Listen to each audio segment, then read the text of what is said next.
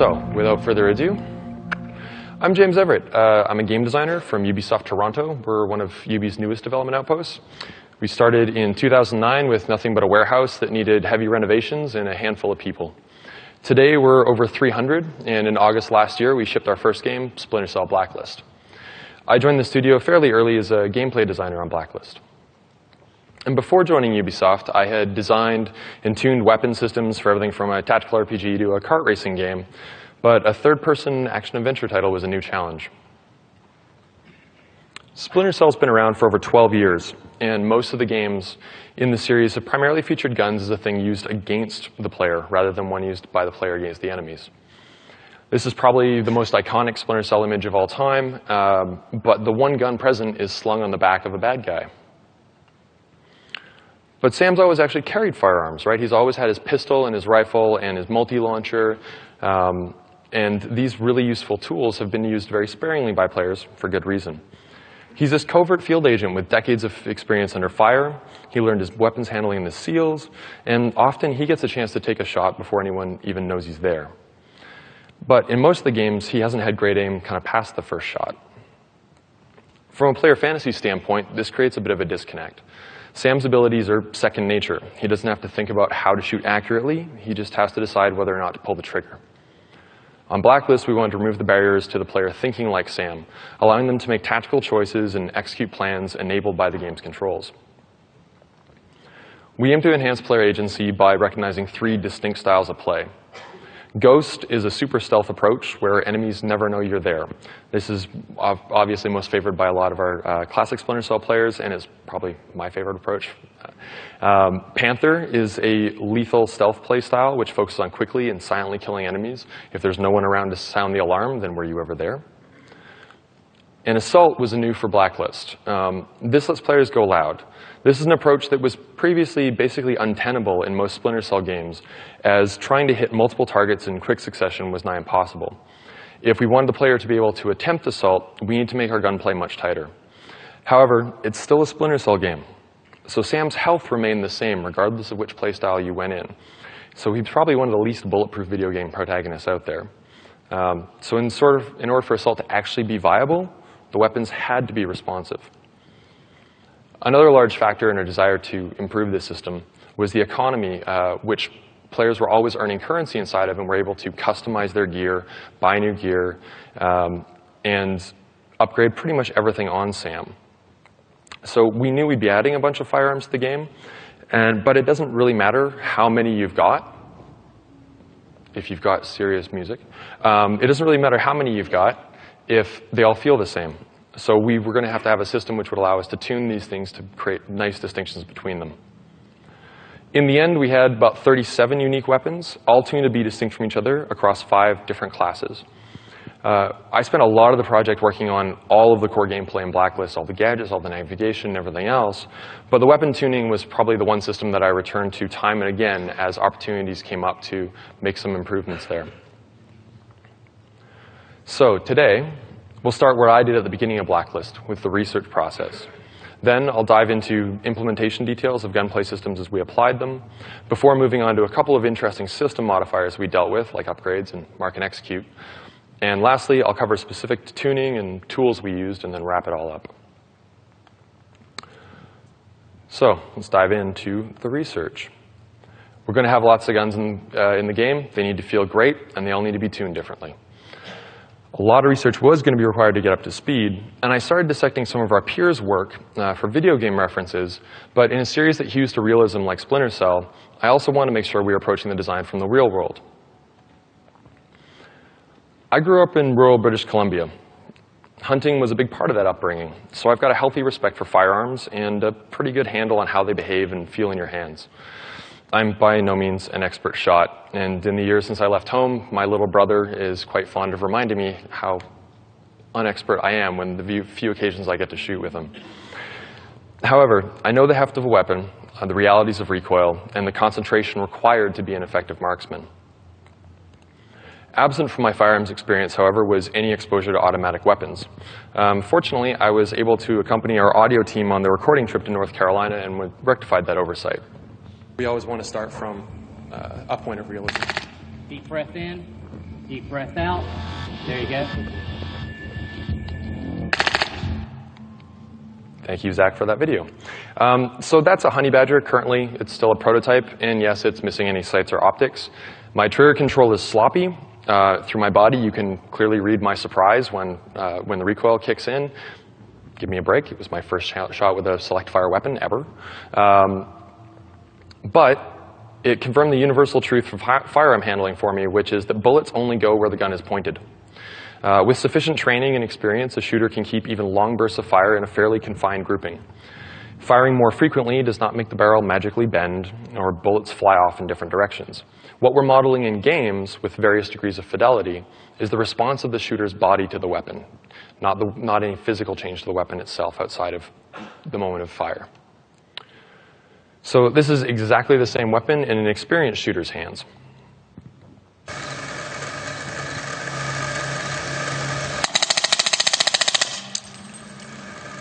You can see how little he moves, particularly his head, even when emptying that magazine.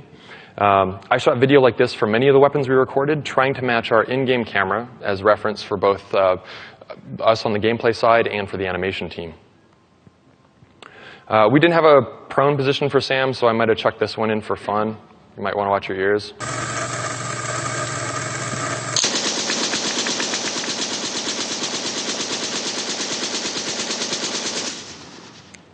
And occasionally we set fires. That was kind of cool. But that was, you can see Fabian and Richie at the beginning there, the two of our incredible audio designers, and they had, I want to say 25 mics or so all over this range, spread out everywhere. Worked out really well.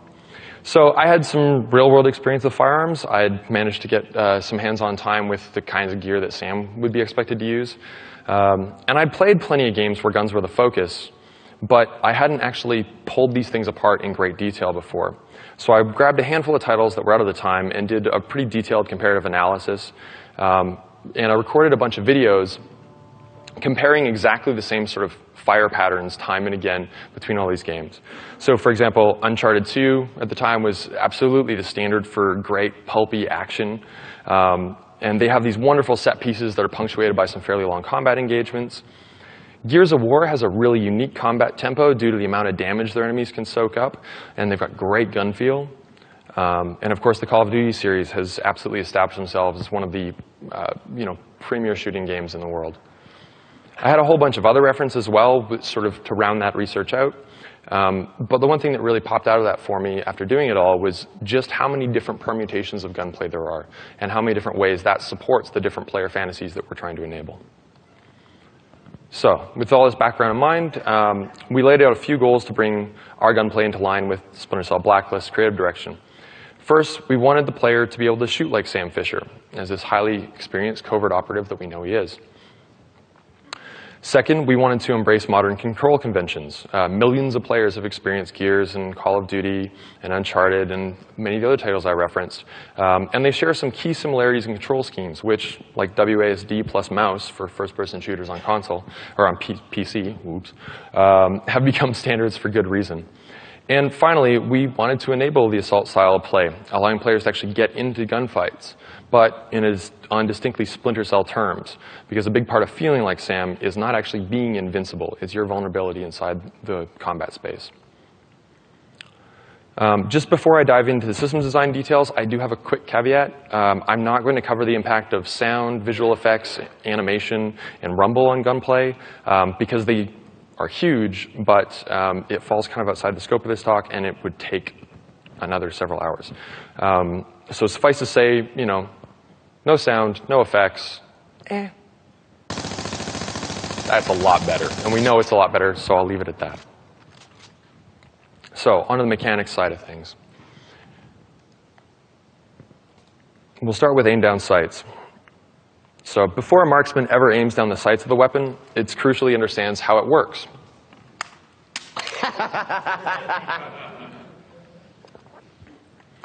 Aim down sights is probably one of the most common gunplay norms in modern games. By default, the player character will fire their weapon sort of from the hip. When the trigger is pulled, and they're just going to immediately start shooting, and this is usually at a bit of a penalty to accuracy and reduce control of the weapon if it's fired repeatedly. When the player presses and holds the button to aim down the sights of the weapon, It causes the character to shoulder the gun more tightly. We usually pull the camera in a little bit. And the increased precision offered to the player here is sort of immediately apparent to them. So this system of control offers designers a great deal of context from our players. Once they pulled that ADS button, we can be fairly certain what they're trying to accomplish. At the very least, they want to examine more closely what's in front of them, and often they're preparing to shoot at it. This button press offers an opportunity as well to apply a variety of aim assistance tools like snap to target and changing input sensitivity, which I'll talk about later. But it's a really quick, really abrupt modal switch, which tells us things and tells our players things. In earlier Splinter Cells, drawing a firearm significantly hampered Sam's movement and prevented him from performing most of his primary navigation actions. What was great about this is that it really contributed to the sense of weight associated with firearm use. From the moment you pulled that gun out, you knew that you were committed to using it or putting it away before you could do other things. You can see there just the reticle beginning to bloom out to indicate dispersion, and I'll talk about that again in a little bit. But it takes a little while for Sam to move around that space and for his weapon to kind of settle back to neutral. So we believe that the majority of our audience, and certainly the wider audience that we were hoping to reach in Blacklist, would be familiar with this control scheme. In addition, it's much more fluid than the older system, which was a key part of the creative direction on Blacklist. So to make the controls feel as second nature as possible, we want, in order for the player to be able to approximate Sam's own reflexes. So we made a pretty big change to our control scheme and moved to aim down sights on the left trigger and shoot on the right trigger in the case of using a console gamepad. So once we've got the player pointing at the right thing, we want to determine whether or not they're actually going to hit it. And this is where dispersion comes in. So dispersion is modeling accuracy. It's the cone drawn from the weapon barrel out into world space. Each round fired is going to fall somewhere within that cone. So for maximum accuracy, the player wants to keep it as small as possible. Here you can see the debug draw for the dispersion cones we used on Blacklist. The green one in the center is the minimum dispersion cone of the currently equipped weapon, and it can't get any more accurate than that. The red cone is the maximum dispersion for the weapon, so once it reaches all the way out there, that's as inaccurate as it's going to be. And the orange cone that's there is the current dispersion. And it's always going to move between the green cone and the red cone, of course, of time. We tell the player about the current size of that cone through the size of the reticle on screen, which you can see there is kind of the 4 hashes that are floating out amongst it. So that's a fairly old technique, actually, dating back like to the original Rainbow Six and even a little bit prior to that to sort of tactical simulation games. And it's a great way of telling players exactly where they can expect rounds to land. So another large modifier to dispersion is the character's current stance. So whether you're standing or crouching or hanging from a pipe, we can tweak the minimum and maximum dispersion to represent the stability of the shooter's body. Very closely tied to that, of course, is movement. So as you start moving more quickly, it becomes hard to hit targets, so we start to bloom out the dispersion. If you're jogging or sprinting, it's significantly more difficult to hit a target. With camera rotation, you can see here, moving very slowly represents that sort of gentle movement of the weapon and the shooter being very careful about and precise about their motion, whereas as they start to move more quickly, it's going to bloom out a little bit more because it's, again, whipping around to try and get a beat on something. And this is, of course, different on a per weapon class basis. So with pistols, it's much easier to move yourself quickly than it is with a larger rifle. And so it's going to, the dispersion value is going to clamp down a lot more quickly as you move with a smaller weapon. Rate of fire, of course, is going to affect accuracy because each round fired generates recoil, which the shooter's body must compensate for. The higher the rate of fire, the faster we increase dispersion. Again, here we're modeling the shooter's abilities and physical responses, not the actual weapon change itself. So we'll take a brief look at the data that acts on all these dispersion modifiers. These are values from just the first weapon we unlock in each category. So you've got the maximum dispersion and minimum dispersion there. These are just the dispersion cones for the weapon. Movement dispersion is a modifier we apply as the player begins to move. And you can see there how the pistols, it's not a large modifier at all, but as you move up into the rifles, it's much more. Again, this is to simulate what happens as you start moving around. It's a little bit easier to keep your hands on the smaller weapon, and it doesn't change necessarily the balance of power between how your body is balanced and what's happening with the weapon in your hand. There's the camera rotation dispersion, again, just multiplying that value, and additional dispersion per shot, which is directly tied up to, from a player feel standpoint, the rate of fire. And all these modifiers are additive. So if the player is moving frantically, it's very difficult to retain any kind of control. We added further modifiers as well. This is sort of stance-related stuff. So blind fire, for example, we don't want you to be able to hide in cover and just sort of pop a shot over the top and get the guy every time. We put a nice big fat modifier on that. The crouch dispersion and crouch recovery, again, we sort of say the player's Sam's body is lower to the ground. He's a bit more stable. We're going to acknowledge that and associate with a slightly lower value. And of course, when you enter ADS, then that's an additional modifier, which we're slowing the player down to walk speed if they try and move, and the player's more focused on what's right in front of them. So we're kind of blocking off their peripheral vision a little bit. So we apply a modifier for that case. And you can see how different that is across the, just across the classes of weapon until you get up to, for example, the sniper rifle there, which has got a really large modifier, or sorry, a really large modifier for that because, of course, it's a sniper rifle, and in Blacklist, when you ADS, we actually push you into a first-person view with a scope. And recovery is just how quickly that dispersion cone comes back down after you stop firing.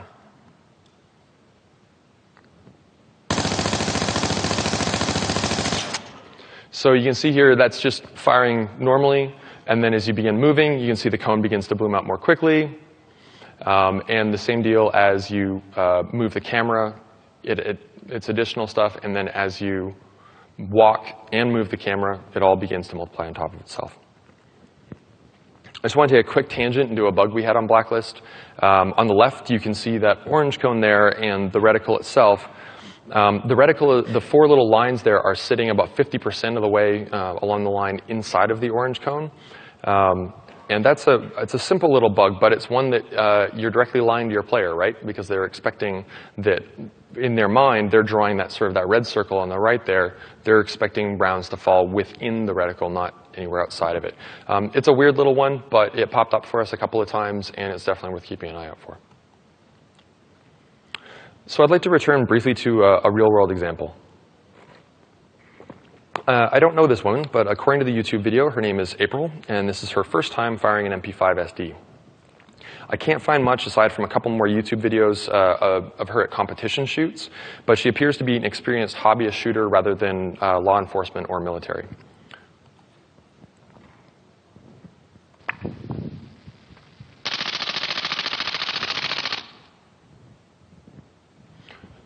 So you can see she's briefly surprised by the recoil, gets the weapon under control, and ends up with what looks like all rounds on a torso-sized target. Looked a hell of a lot better than me with the Badger the first time. This is Sam in Conviction firing a very similar weapon. You can see how his body moves and how quickly the dispersion blows outward. And it really paints sort of a large area with bullets, even when he's stationary. So this is hardly a scientific comparison, but I think it's worth noting. A hobbyist shooter had better recoil control than Sam Fisher. Not an ideal state of affairs, but I think what's most interesting about this older system is what it's actually not modeling. Specifically, the dispersion spreads outwards, but there's no actual movement side to side or up and down. It remains relatively static. So let's talk about the missing ingredient. So one of the primary factors in gunplay feel is how the system treats recoil. In real life, firing a gun results in a small explosion in a tiny space, and that energy will cause the weapon to move around, sometimes quite forcefully.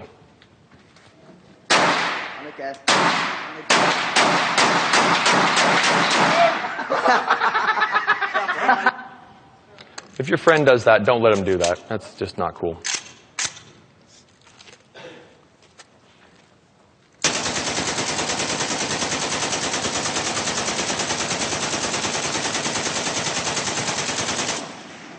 just a little bit of contrast there, right?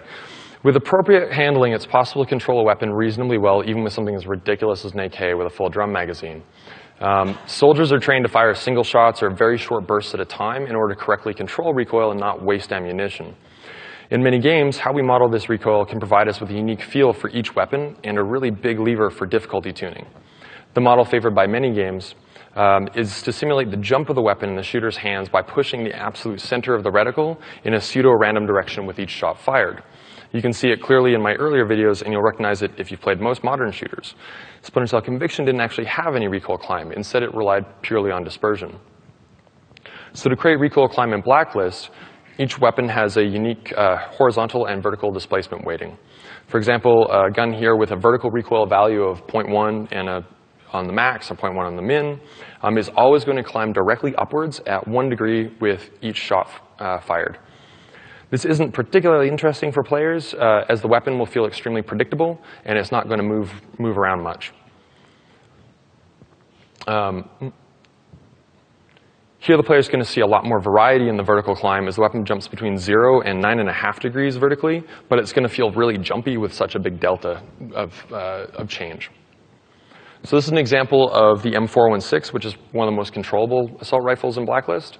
The minimum climb is fairly moderate, 7 degrees, and the maximum is only 2 degrees more than that, which leads to a pronounced but continuous climb. The horizontal recoil is equal parts to the left and right, which creates this nice subtle side-to-side drift.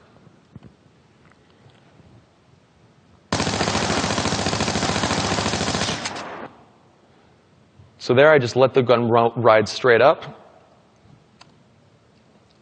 And on the second round of fire there, I was actually pulling down with the right stick. So this is a really simple system. And I turned off the maximum climb there just to illustrate the point.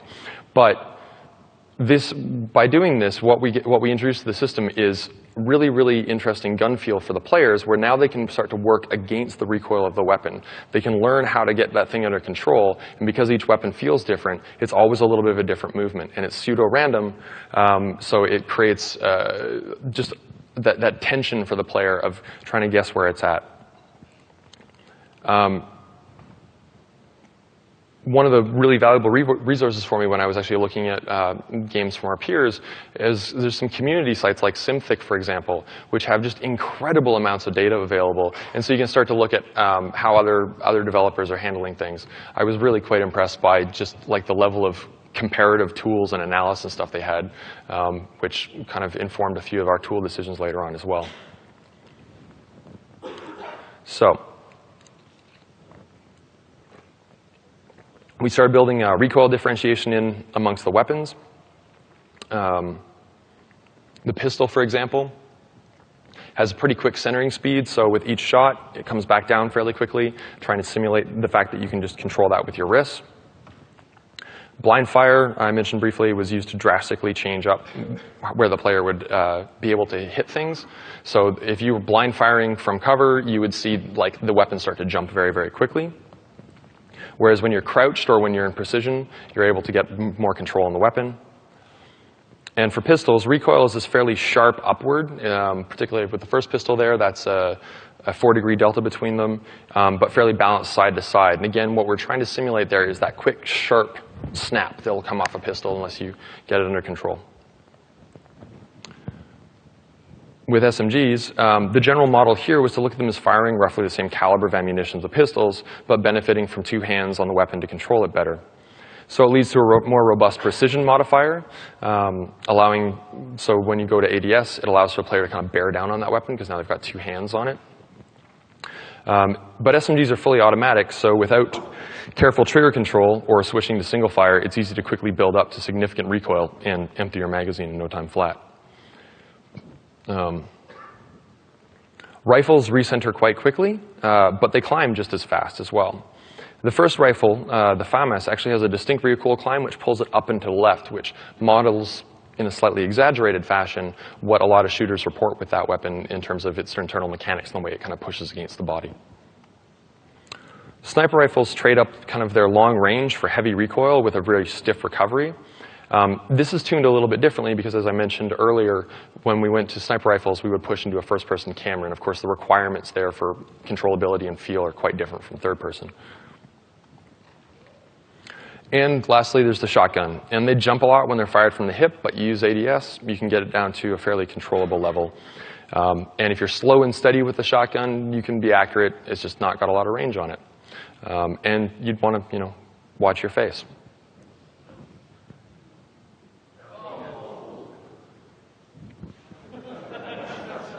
I didn't slow-mo that. That was the dude on YouTube. So we've got the key ingredients to make our gunplay feel better than that guy's face. But what are we going to do to get our players to actually hit stuff? And this is where aim assistance comes in. Aim assistance can be a lot of things, and a lot of different variables can go into helping our players out. One of the simplest things is actually a system that was introduced in Splinter Cell Conviction, which is great, that when you are guaranteed to hit your target, we just turn the reticle red. It tells the player a lot about the range of that weapon, whether it's within the whether they're within the effective range of it or not, and whether or not when they squeeze the trigger, what's going to happen for them. But there's also a lot of different tools that we can use at a systems level, which actually affect the way that the player feels the controls themselves. So we never want to step away from sort of the fun that comes with precision aiming. And when you're playing with a mouse and keyboard, the one-to-one nature of the input means that usually any assistance is felt as kind of a negative. But on a gamepad, these systems become crucial to accessibility and avoiding player frustration. Quietly. We categorize aim assistance into several components. Some of this terminology adapted from John Combs over at Uber Entertainment. This is by no means exhaustive. There's a lot of different approaches to aim assistance. But with view friction, what you can see here is how, as you sweep the reticle across the target, it slows down just a little bit, right? And the amount of friction applied there is modified by how fast the player is moving the camera. If they're moving just a little bit, we're going to slow it down a little bit more and help them get to that target. If they're moving fairly quickly, then we know that they're going to want to come around real quick, so we don't slow it down very much at all. Aim down sighted traction is an interesting tool to pull the reticle to the target when ADS is engaged. So the player pulls that trigger. We know they want to go there. We're going to pull the reticle over to them. This is an example from Red Dead Redemption. And you can see theirs is fairly abrupt and quite wide. So we're looking a little ways away from the character and getting snapped over to them as soon as the player goes to ADS. At first, when I was playing with it, and particularly in this scenario where I've got a drunk guy standing still, I thought, wow, this feels really abrupt and there's a lot going on. Then I got on horseback and tried to shoot somebody. Yep, theirs is tuned really well for what they're doing. We also start to measure this stuff based on distances, right? We need to be selecting the right target based on where the player's looking and where their reticle is. So in this case, you can see the big orange box there says this is the guy we're working with. There's the white box just outside from there. That's sort of the distance at which ADS attraction can actually take place. And the blue box on the inside is where the friction starts to kick in. And you can see here how we used friction. So this is, I'm moving very, very slowly here, and I'm able to just kind of sit with that guy as he moves slowly. And it means that even if I deflect the right stick off just a little bit farther than normal, at least I'm not going to run away from him. On Blacklist, our ADS attraction wasn't that strong, but it certainly helped players when they needed it most. We drew the reticle as center mass to avoid giving away instant headshots. So no ADS attraction is applied if the reticle is already over a target, because we assume that's where you actually want to hit. If you're aiming at the guy's knee and you pull the trigger and then it snaps up to his chest, you're wondering what we've just done to you, particularly if you're trying to slow the guy down. And the last major system that we adopted was ADS adhesion, sometimes called magnetism. So this keeps the reticle on a target for a short period of time, even as the player and the target move. This is used primarily to counter the failure case that's created by ADS attraction, pulling the reticle to where the target used to be. So guys walking along, you pull the trigger. If it goes to where he just was, then of course you're behind him and now you have to play catch up. A little bit of adhesion or magnetism there goes to that target, keeps you with him for just about the half second that's necessary for the player to also catch up with their inputs. So our players have got some help to get on target. And let's look at how we keep them supplied with ammunition. Reloading and rate of fire. So how fast the player can reload and how often they're forced to do so is one of the simplest yet highest impact variables in terms of combat rhythm. For a short time early in the tuning phase of Blacklist, all weapons had this same super fast reload time, which was inherited from an older default value, which was really interesting because I would watch as the other developers on the team routinely stood in the open and kept firing on enemies because the reload was so fast that it barely changed their firing rhythm. They would either kill the enemy and carry on, or they would get killed because they'd be standing in the open long enough for multiple AI to get a beat on them. Slowing the reload times immediately made the reload state visible and drove players to seek cover as soon as they hit the reload, encouraging both the use of cover and also leading to reload management. Because the other system that we introduced was tactical reloads. So this is a system whereby when you reload, when you've still got a round in the chamber, your reload will be slightly faster, since a new round doesn't have to be chambered. The differences were fractions of a second in most cases, but it does have a perceptible impact on the combat rhythm that you're involved with. The other fun one was we actually got slide lock working on pistols, which is fairly simple, but it was a little thing that made me happy. And of course, there's a lot of trade-offs that come with different weapon types. So the rate of fire that puts more bullets into target will put more bullets into the target more quickly, but it also, of course, greatly affects the dispersion because the faster you fire, the faster that dispersion cone is going to go out, and the quicker the recoil as each additive shot builds on top of one another. We added select fire as well, so this was modeled more or less after real-world counterparts. Players could move between fully automatic to single to burst based on what was available on the weapon. This is useful for a couple of reasons. One, trigger control for players with not great trigger control. It gives them a way to kind of reduce how many rounds they're firing. And it's also, again, for us, realism is very important, so it sort of matches up with what players expect from a realistic weapon system. I would highly recommend Jamie Griesemer's talk on tuning the time between shots on the Halo sniper rifle from GDC 2010. If you want to look like really specifically at reload rates and fire rates, it's a wonderful resource. So we'll wrap up the core mechanics, looking at damage. Accuracy and rate of fire are big factors in just how fast the player can kill enemies. And depending on the design direction of the game, the damage model drastically changes the nature of engagements. Gears of War, for example, feels like heavy metal. It's big, chunky guns and big, chunky enemies. They can absorb a ton of punishment before they go down, and even a small handful of enemies can create a lengthy and satisfying combat encounter. A more realistic damage model where a single bullet to the unprotected cranium is a one-shot kill and a handful of rounds to center mass will drop a target leads to a much faster resolution amongst small groups of enemies. If you don't carefully balance this, it can create a really whack-a-mole feeling of combat, which can be fun in an arcade-style game, but creates can create a real sense of being overpowered. Splinter Cell's damage model leans towards the realistic end of the scale, where headshots are instant kills.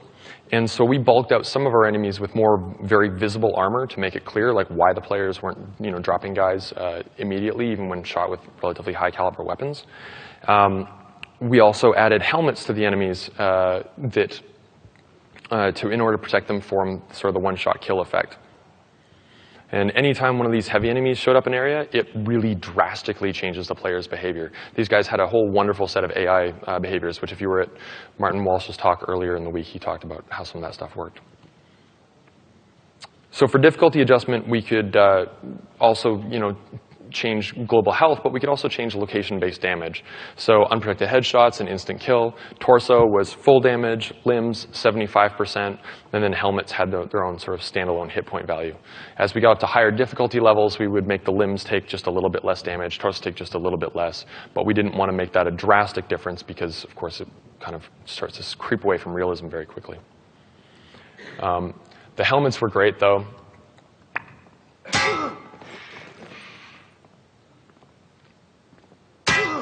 Sorry, it's really dark. We're a stealth game. But you can see how pulling helmets off of guys was a great way to sort of that big initial reaction you got out of them. All of a sudden, now they're aware of you and they're coming to get you. He didn't because he was in my test gym. But it was very, very useful in terms of changing the combat pacing and expectations.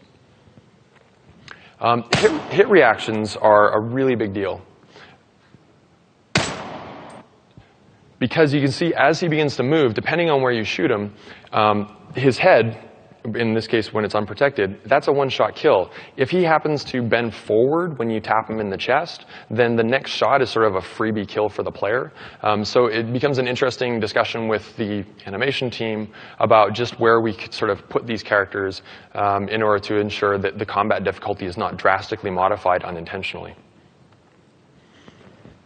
And lastly, we also ramped damage over distance, creating a further separation between classes of weapon. Each weapon had a unique damage ramp, but for clarity's sake, I've only included one weapon kind of from each category. Pistols and SMGs don't carry a lot of stopping power, and they ramp down fairly slowly. Shotguns, by comparison, drop off very quickly, but it's important to note that this is on a single pellet for buckshot, and so when you've got buckshot and you've got a bunch of pellets in each round fired, then it's going to do a hell of a lot more damage up close.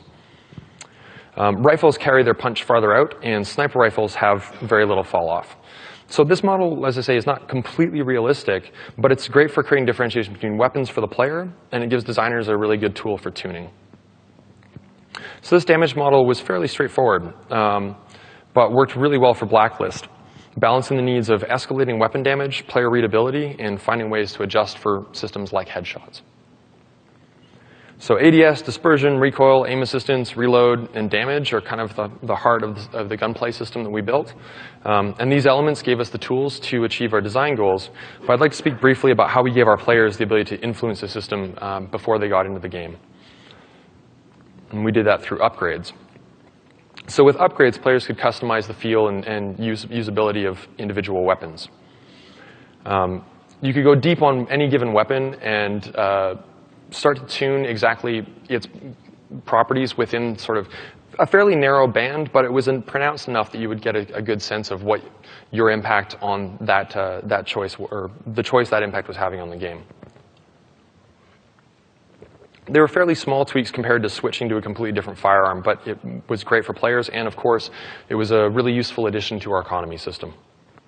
It really helps players buy into this fantasy of being Sam Fisher as he chooses the best kit that suits the plan that he wants to execute. And it's really important to have the right gear for the job.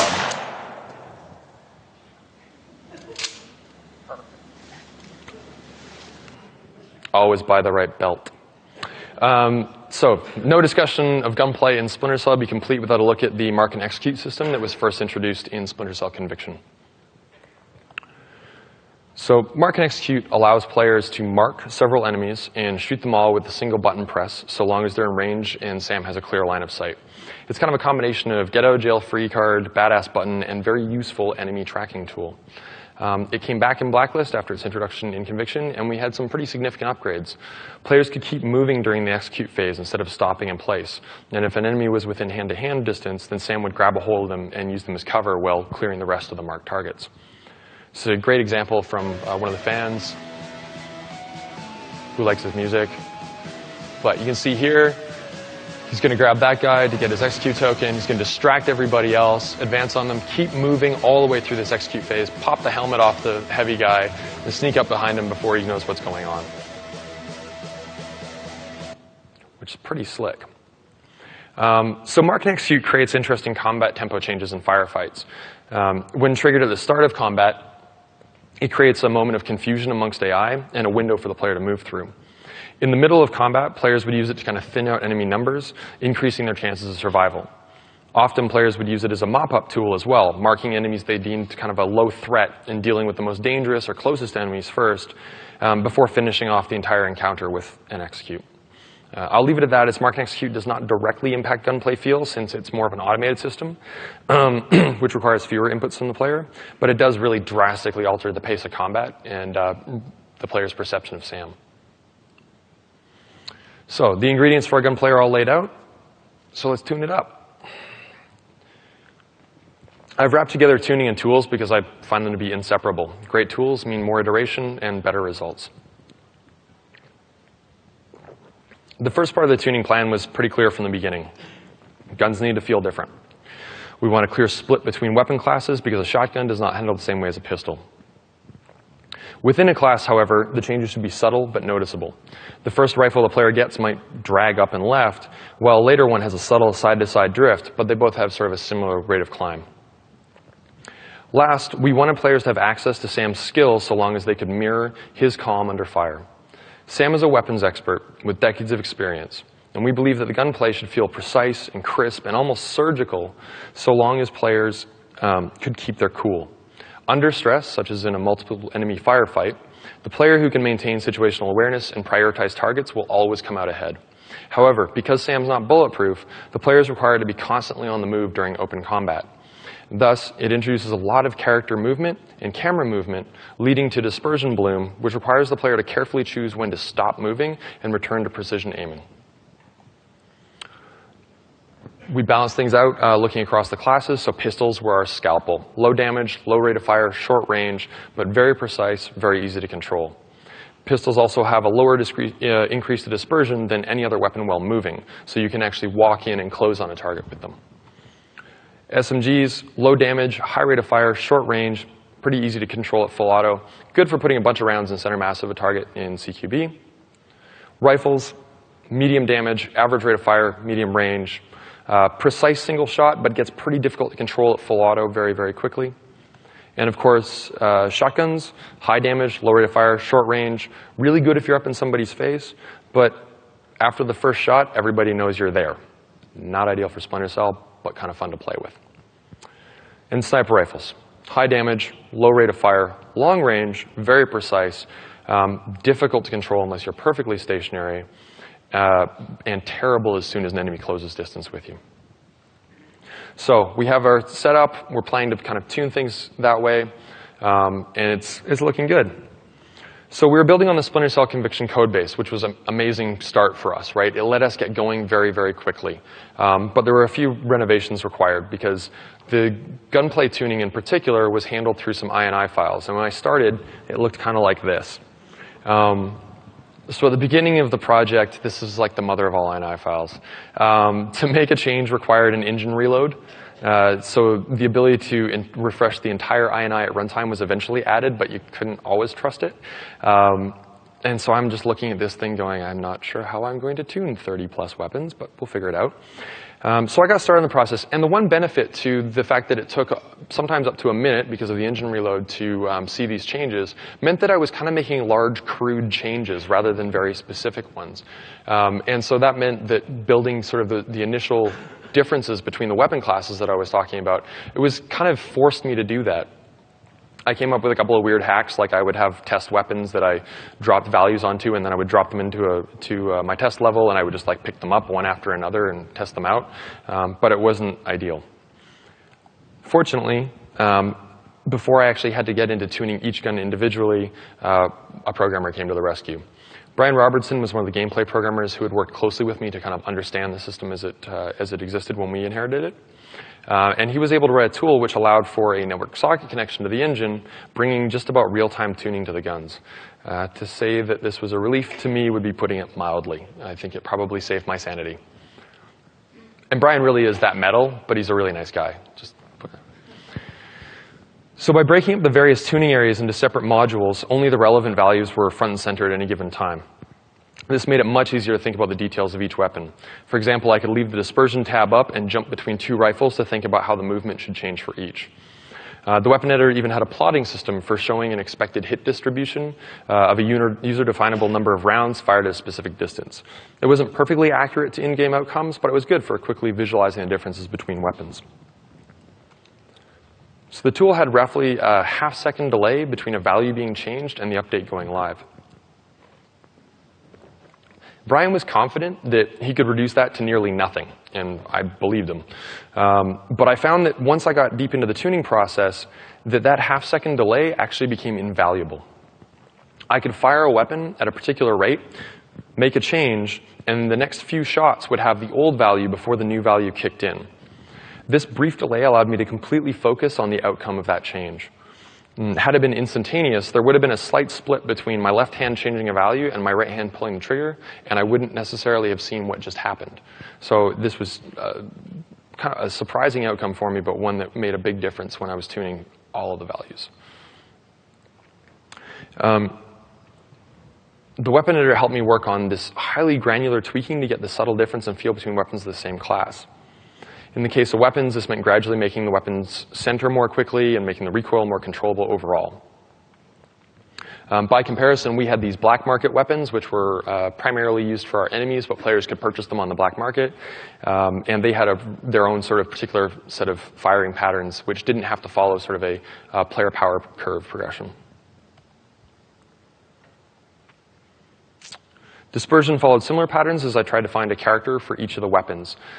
Looking at the top end 4th echelon rifle and the chunky sort of AK-47 from the black market side, the differences don't appear that dramatic. However, you can see with precision mode there, my ability to keep on target in precision mode with Sam's custom rifle is much greater than the AK-47. And the recovery times are much, much faster. It doesn't look like a lot, but when your dispersion is lower, then the recovery time being just a little bit better is multiplied. And of course, the camera rotation dispersion and the maximum dispersion were much lower for Sam's custom weapon versus an off-the-shelf AK. So the weapon editor made this mountain climbable, but I still ended up tracking each of the values in Excel for ease of comparison. While some values benefit from graphing, others really only made sense to me holistically. Damage over distance, for example, is great when graphed. But the interplay between the dozen different variables which make up the overall feel of a weapon while it's being fired as the player is at rest and in motion is not something I figured out how to graph. Eventually, I had a mental model of the simulation and was able to compare weapons and values kind of at a glance, but I'm concerned that without better visualization of raw data, I might have actually missed some opportunities to improve the tuning. Brian and I have discussed what a more complete tool would look like, and good ways to visualize the difference between weapons is kind of near the top of that list. The aim assist tuning itself was a particularly tricky one. This didn't have a tool for it because it was one global system. So we spent a lot of time just sort of noodling with it very gently, kind of moving through. But the debug draw stuff that Brian came up with was great for doing this. The last big tool in my toolbox, last big gun in my toolbox, I guess, was the firing range. And this test level had all the scenarios required to stress test different gunplay systems, from ADS assist, different ranges for dispersion pattern tests, running targets, stationary targets, view rate. So these guys were all spaced at about 5 meters from each other, so I could test how quickly I could sweep across them and what the friction outcomes would be. Simple walking targets. And of course, all of the guns stuck to the wall, so I could go grab one at any given time without punching in a bunch of commands. And this thing was huge. I spent way more time than I'd like to admit in it, but it made it possible to make all of this tuning happen. But this was a test environment. Sometimes stuff went weird. Let's get dirty. I don't know about that guy, but he just would never stop dancing, ever. It just was a thing. So lastly, lots of things went right, but there's always room for improvements, primarily with tools. So if we're doing this all over again, there's a couple things we'd really like to look at. Temporary testing values were a huge one. Like I say, I could tune one value and half a second later would update, but that was one value out of about 25 I was working on at any given time. Being able to have a set of values right next to each other that I could just flip between and toggle between to feel the difference would be great. Better data comparison tools. Again, we had at the end of the day, this thing was a big text file and you could diff it, but trying to read the diff was really difficult. So being able to track historical change over time and see all the changes that we made more visually would be great. Change history, again, very closely related to this, but actually, you know, when something kind of went a little bit wrong, you ended up going back in by hand often to try and like really extract where the tiny problems were. And lastly, debugging and visualizing aim assist went fairly well, but it was a little bit of reading tea leaves from time to time. So I think there's a lot of ways that we could probably improve that. So, wrapping it up. After all the changes in tuning the gunplay for months, we believe that if you had to start shooting in Splinter Cell, now you'd feel like an elite special agent. So I recommend, just in conclusion, do as much research as you can to understand just how broad the possibility space is. As with any systems design, there's an incredible number of ways to implement gameplay, so start making yourself a map. Next, define the style that you want. understand how your gunplay can support your character and your creative direction. We wanted our players to feel like Sam, so that made us tune for precision while he is still and ramp up the challenge while he was in motion. And lastly, as with everything we do as designers, the more you can iterate, the better your results will be. With tuning-heavy systems like Gunplay, where feel emerges from dozens of interacting variables, any tool which can help you manage that data is worth its weight in gold. Thanks very much.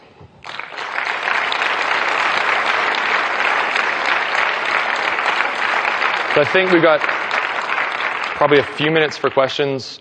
If anyone's got, oh dear. Uh-oh. So when you're talking about damage over distance, you're dropping that off over a distance.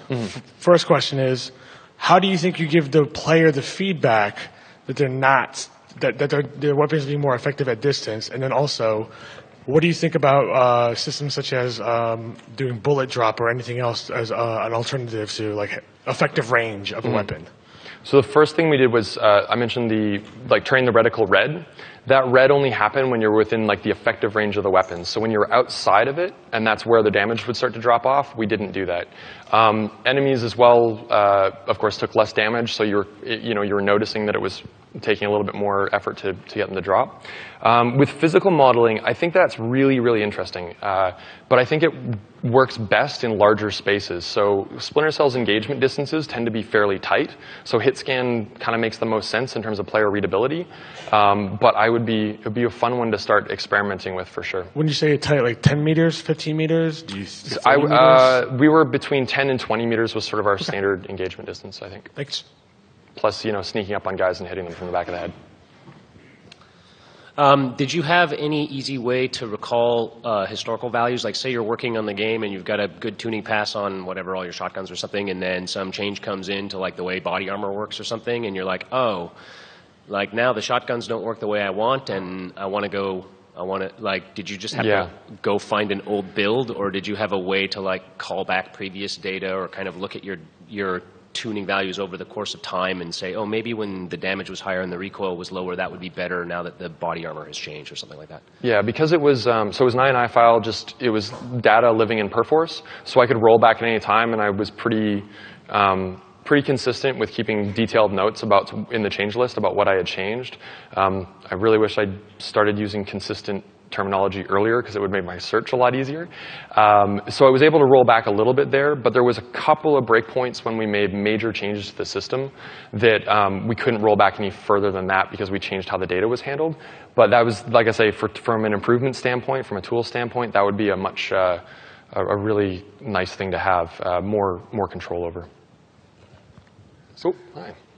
So you spoke about a lot of primary weapons. So did you have any kind of research done for the secondary weapons, like grenades or C4s? Yes. So I didn't talk about gadgets at all, but the gadgets was a huge thing that we spent, of course, an enormous amount of time on tuning. Do you have a specific thing you're interested in on that side, or? Like the range, the kind of damage, like if there's a group of people, herd of people standing in front of you, what's the kind of damage that every person gets, and what's the impact of like how far should you be to not take any damage? Yeah. Things like that. There's a really great Mythbusters episode about hand grenades you should look up. That's amazing and terrifying. But we based it loosely on real-world stuff, but at the end of the day, it was primarily a gameplay tuning thing because controlling large groups of enemies can drastically alter just how difficult or easy the game is. So we really focused on that from a tuning standpoint, rather than really specific real-world implementation. But you could be our blast radius, I think, was